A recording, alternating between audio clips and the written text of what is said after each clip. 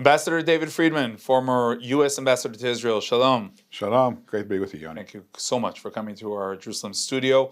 First of all, today you participated in a special conference in the Knesset about sovereignty in Judea and Samaria. I actually asked President Donald Trump recently about sovereignty. He said there'll be a statement in a few weeks. That many weeks have passed. Where is this going, and is it even an option at all, as we're seeing what's going on in terms of Iran, in terms of the wars and everything? Sovereignty in Judea and Samaria, do you feel that this is something that even the U.S. may support? I think the U.S. may support it. I think, first and foremost, Israel has to decide what it wants. I mean, this is an area where Israel really has to make the call.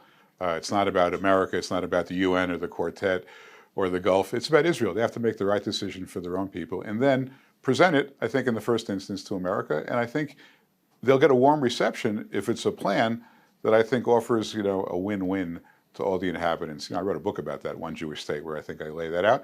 There are other ways to approach this, but I think that Israel will go first, present it to America. I think in President Trump, they certainly have, I think, the best opportunity to find a supportive president more than anyone in the past. But what may happen, and we've seen this in the past also regarding the Abraham Accords with United Arab Emirates and Bahrain, of course, is the question of if we continue and proceed with the Abraham Accords, and we'll discuss this, will the price be for sure not sovereignty and maybe even a Palestinian state?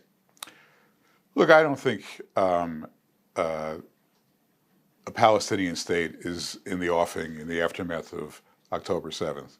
Because we've now seen the movie, to its conclusion, to its unfortunate conclusion, where, everyone understands, including in America, frankly, including in Europe, whether they admit it or not, they understand that Gaza was 100% Palestinian. There wasn't a single Jew living there, not a single Israeli soldier with boots on the ground there. And they were given lots and lots of money from UNRWA, from the Gulf, from America, unfortunately, from others. And what did they do with all those resources? They built terror tunnels and weapons of mass destruction. So this is not happening again. Nobody gets fooled twice. No one's going to take that chance again. I think the president understands that extremely well. And ultimately, I think, right now, there'll be negotiations about the Abraham Accords. I don't know where they are right now. I'm not involved right now. But I would say that now more than ever, the three ingredients to expand the Abraham Accords, which were there under the first Trump administration and which were then lost during the Biden administration, but are back now, three things.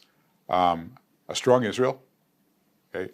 A rock-solid relationship between Israel and the United States, and a weak Iran. Those three ingredients, which we put together very carefully back in 2018, 2019, 2020, they're back now. And so I think the opportunities right now are better than ever before. And frankly, Israel, as a regional superpower, maybe as a world superpower, is stronger than ever before, and I think that augurs well for the opportunity to expand these agreements. So there's a strong connection between the success of the war against Iran, between that and the Abraham Accords. There's a direct correlation between the Abraham Accords work because Arab countries see Israel as being an attractive partner in their own right, and an attractive partner as Israel is a partner with America. They want to join this circle of trust between Israel and America. They want to be part of it. I think that has a value today that has never been higher. So as we mentioned Iran, how historic was this cooperation between Israel and the U.S. fighting Iran? It was something that never happened before in history. America supports Israel in its conflicts, certainly most of its conflicts, by way of arms support and financial support, and the missile defense. All of the joint training exercises have been historically defensive in nature, intercepting incoming missiles. Never has America gone to war with Israel, as two allies fighting the same war against a common enemy. And they did it with each side playing an integral role, and neither side could succeed without the other. And the risk of failure was enormous. President Trump and Prime Minister Netanyahu, I believe they bet their place in history, they bet their legacy on those 12 days in June. And each one had to perform the task that they were assigned. Israel had to clear the airspace, make sure that the B-2s could come in unimpeded. And these pilots from the Midwest had to fly 37 hours back and forth, to drop these bombs. They had to, sit in their planes for 37 hours. All the aircraft were, refueling in midair, which is very dangerous. You're a sitting duck, during that time that you're refueling. And it all went flawlessly. And now each one of these leaders will be known forever in history as having achieved this incredible accomplishment. Now, as you saw the internal political pressures saying to Donald Trump, saying to President Trump, don't take part in this war, pressures from inside his party, were you afraid? I wasn't afraid. I really had confidence in the president. I've known him long enough to know that he has the courage of his convictions, and he understood that it was either now or at some point in the future where the opportunity would be much riskier. So I thought he would make that calculation correctly. Look, it offended a lot of people in the base, and I think we ought to give President Trump credit for this, and I don't think enough people do.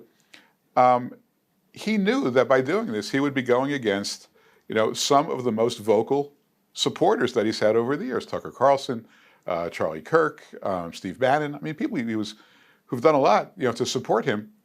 And he said, look, guys, on this one you're wrong. I'm going to do what I want to do because you don't understand. I'm not going to war for Israel. I'm going to war to protect the entire world against these radical Islamic terrorists who may very soon have a nuclear weapon. And I think he got it exactly right. And I think, he also has the confidence and the courage to know that, he can move forward with or without any particular, pundit. He's not reliant on any pundit whatsoever. After all these things happened, his poll numbers went up. Now, this is regarding Iran, but generally speaking, how do you look at this challenge that some define as the woke right? There was a vote a few days ago sponsored by Marjorie Taylor Greene, who you would probably consider to be, at least in Congress, the leader of the woke right, right? And she sponsored an amendment to a bill that $500 million worth of funding for Israel for missile defense should be canceled. Okay, the vote was 422 to 6, right? Marjorie Taylor Greene and Thomas Massey on the right, and Ilhan Omar and Rashida Tlaib and a couple of others on the left. That's it. So they are vocal, and in a world of social media, you can get a lot of noise out there, even if you are a small influence. So I don't think it's that big a deal. I mean, the Republican Party is overwhelmingly supportive of Israel. I wish I could say the same for the Democrats. I don't think it's. I mean, I think the success. Nothing succeeds like success, right? And this operation over those 12 days in June was so historical, so successful, frankly, so miraculous in its results that there's just so much criticism you can levy at it. I mean, people can criticize it, but there's just no oxygen there for the critics. Now, regarding what's going on in the Gaza Strip, the hostages, the war that is continuing, do you know or have any idea what went on there during the meetings between Netanyahu and Trump? Many were hoping that Netanyahu will come back with a deal. That didn't happen. What do you know, and how do you look at what's going on at this point? Well, look, I think, a lot of people, I think, unfairly assume that, the ball's in Israel's court and it's Israel's fault that there's no deal. I don't see it that way. I see Hamas as being, largely decapitated. Whoever is left is hanging on to power very loosely. I'm sure there are multiple voices. They're in a desperate situation. They're trying to figure out how to survive. They're overplaying their hand. So, look, it doesn't mean that there can't be a deal done, but it's not like, I do reject the notion that Israel is simply, hell-bent on extending the war at all costs. I don't buy that at all. I don't think that's the case.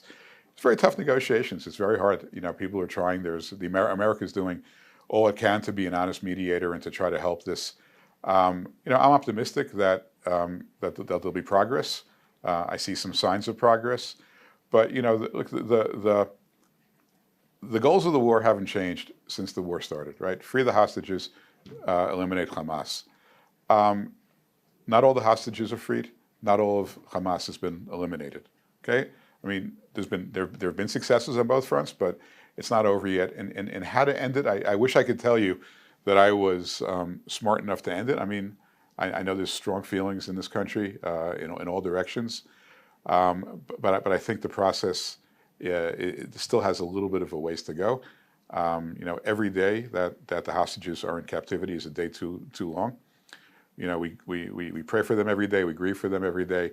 I know so many of the families, and there's nothing that can replace the return of their loved ones, even if they're not alive anymore. But there's also 9-10 million Israelis that have to go back to life one day and be free of terror on the southern periphery. So these things all have to get resolved. Ambassador Friedman, as President Trump was putting together his administration and nominating ambassadors, many people hope to see you in that part of those nominations. That didn't happen. What can you tell us about your connection, your relations with President Trump?